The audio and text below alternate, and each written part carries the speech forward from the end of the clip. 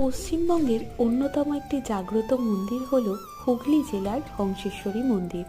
মন্দিরের ভেতরে পুজো দেওয়ার জন্য মন্দিরের বাইরে থেকে ডালা নেওয়ার সুব্যবস্থা রয়েছে। এই মন্দিরটি রাজা নৃসিংহদেব নির্মাণ কাজ শুরু করেছিলেন, তবে মন্দিরের নির্মাণ কাজ শেষ হওয়ার আগেই তিনি মারা যান। তখন তার দ্বিতীয় রানী এই মন্দিরের নির্মাণ কাজ সম্পন্ন করেন। মন্দিরের চারপাশের পরিবেশ অসম্ভব সুন্দর, আর এই হলো হংসেশ্বরী মায়ের রূপ। এছাড়াও মন্দিরের চারপাশে এমন অনেক শিবলিঙ্গ রয়েছে। আর রয়েছে মন্দিরের ঠিক পাশে বাসুদেব মন্দির, যার গায়ে টেরাকোটার কাজের মাধ্যমে রামায়ণ মহাভারতের বিভিন্ন দৃশ্য ফুটিয়ে তোলা হয়েছে।